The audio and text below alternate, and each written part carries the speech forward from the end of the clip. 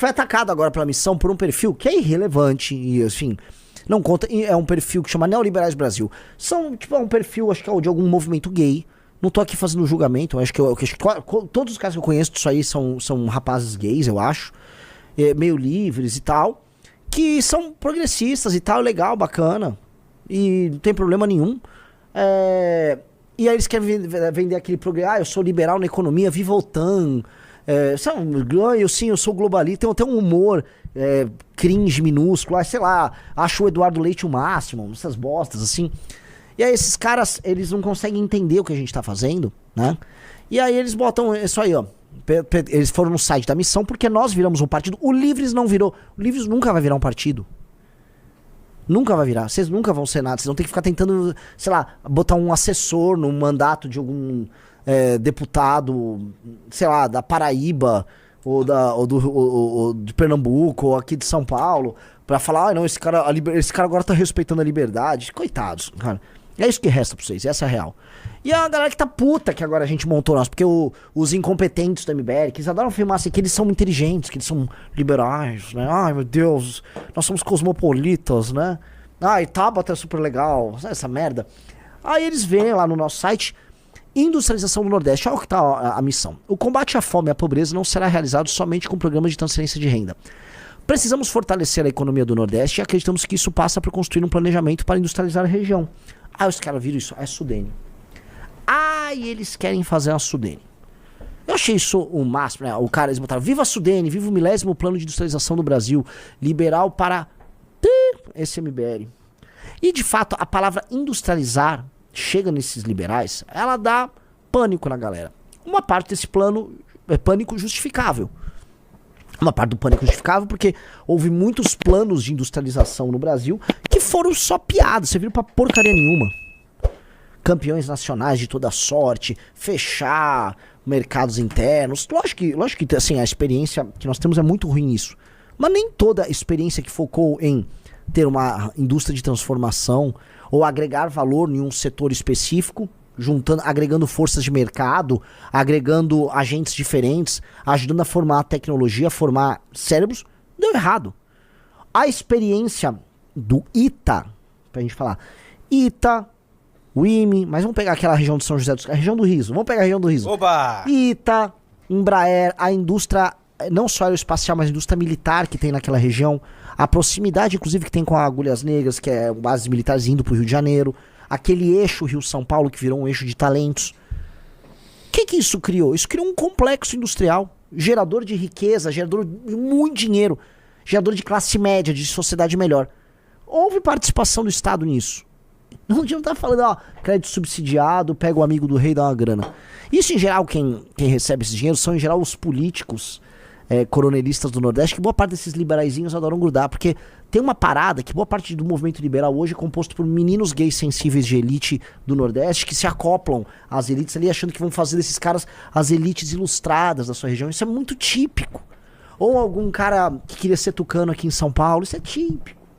Já lidei com essa galera, muito, conheço, já farejo essa galera. Isso aí, entendi, já sei quem são vocês, né? A experiência ali funcionou. E a Embrapa com o agro brasileiro? Bom pra caralho. Bom pra caralho.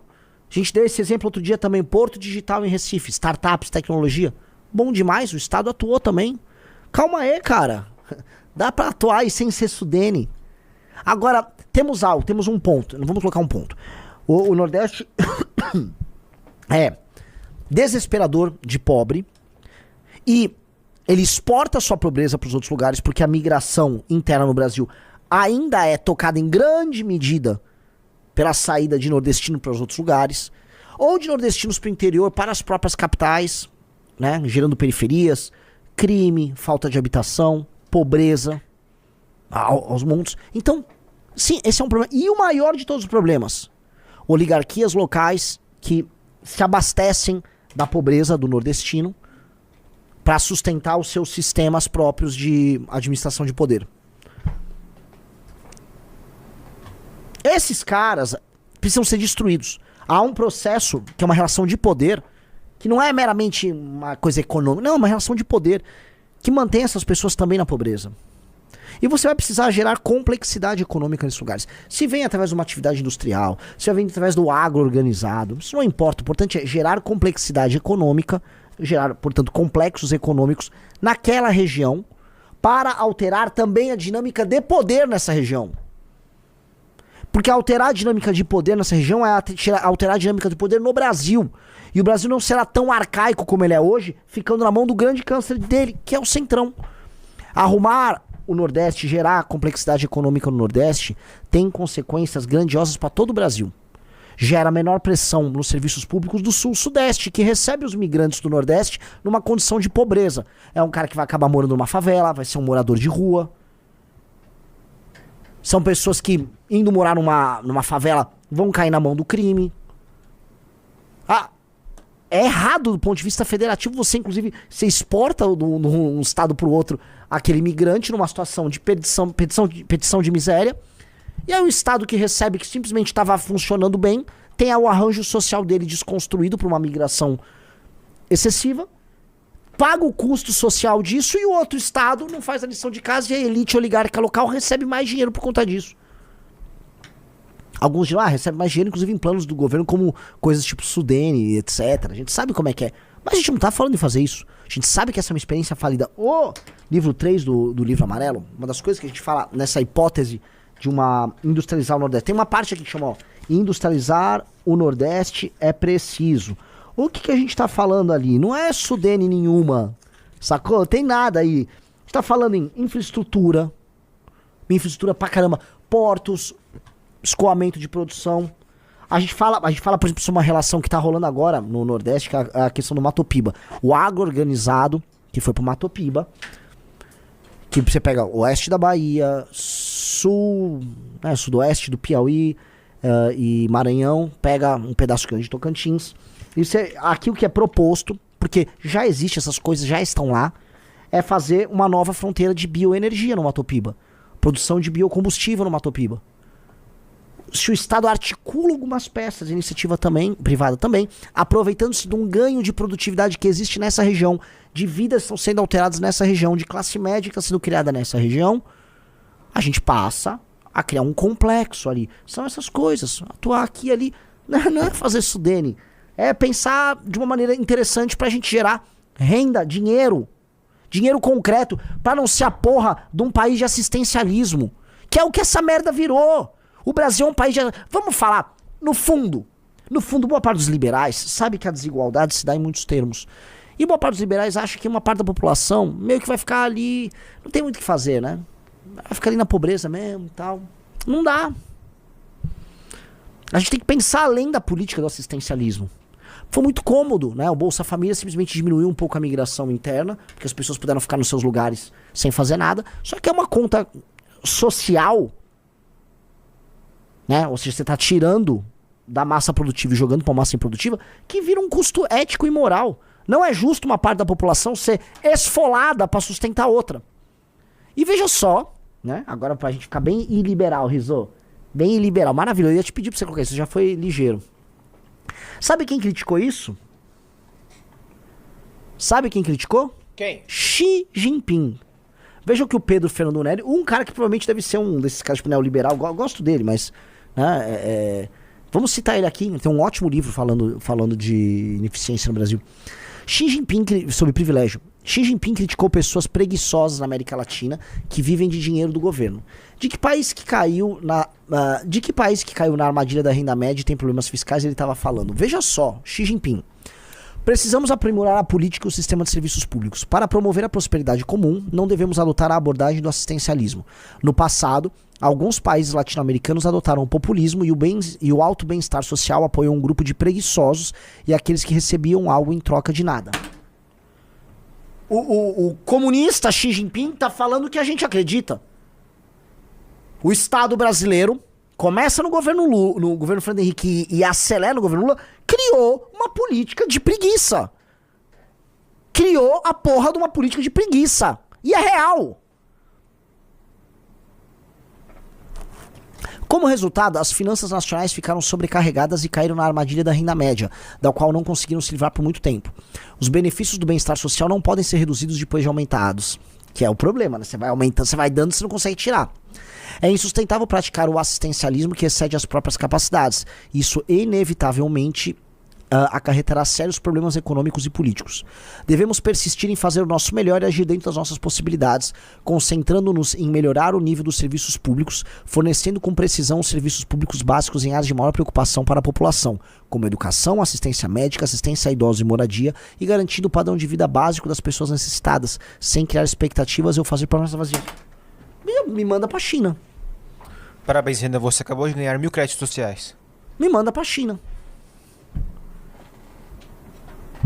Me manda pra China. A gente vai ter que ter uma candidatura à presidência falando sério em ter data pra finalizar essa merda dessa política de um país de assistencialismo puríssimo. Tudo o Estado tem que dar. Aí fica esse puto do Lula, esse puto velho, esse cachaceiro vagabundo, né? Vou dar agora luz, vou dar luz pra ela.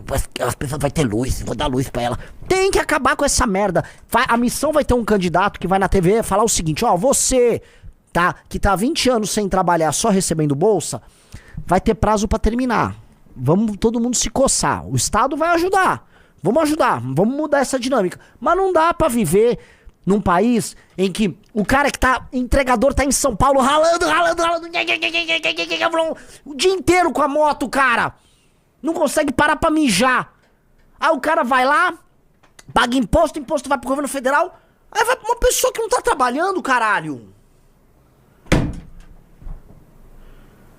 Que isso? Aí a galera, porque aí vem esses liberais, né? Não, porque na verdade é Milton Friedman. O Bolsa Família na verdade é Milton Friedman. É um imposto negativo e não sei o quê. Ô, meu, vamos ser honesto aí, cara.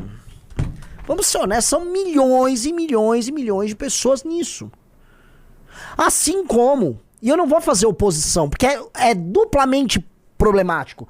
Os desembargadores no Brasil estão com tem desembargador aqui em São Paulo com salário de 140 pau. Emenda parlamentar em quadriênio 240 bi.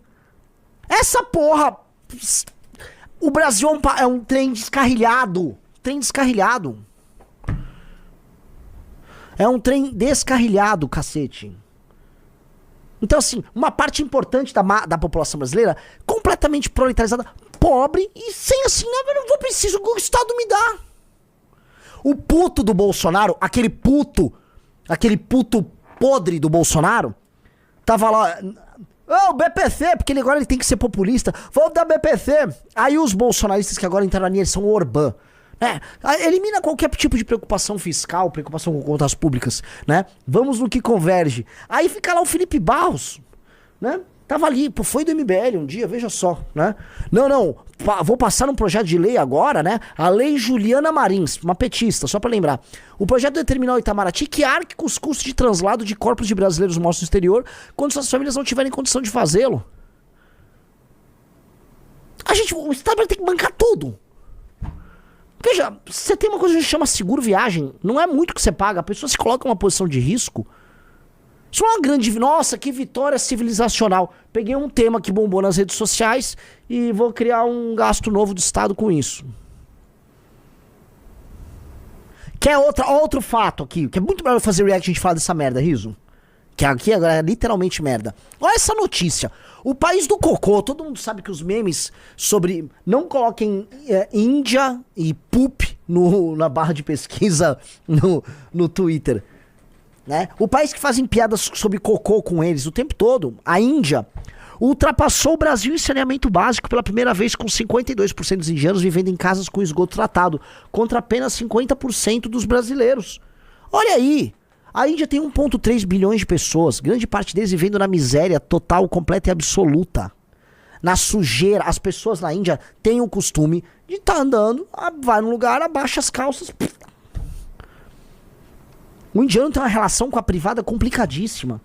Tem não sei se foi o OMS, mas a ONU, esses órgãos internacionais ficaram fazendo campanhas, usem uma privada, a privada é legal, seja amigo da privada.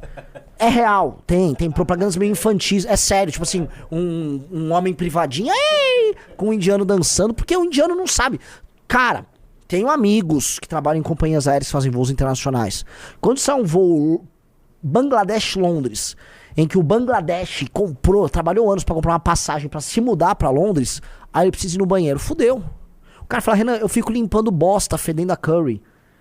Eu fico dentro do avião, limpando bosta, fedendo a curry, na parede do banheiro do avião. É real. Agora nós estamos perdendo pra esses caras. Nós estamos perdendo pra esses caras. Porque o Estado brasileiro é canalha, não tem líder, não tem homem. Tá à deriva. Tá tudo à deriva. Ó, é take the poo to the loo. É isso aqui ali, ó. Take the poo to the loo. E a gente... Os caras com uma população muito maior do que a nossa. Pobres. E uma população com uma cultura inimiga da privada. Você precisa ainda ensinar os caras... Olha lá a campanha. Ah, não acredito nisso.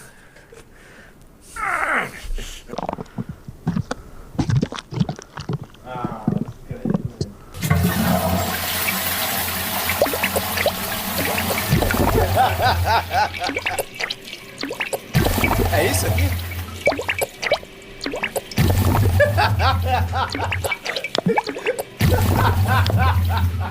Vira uma mandala ali, né?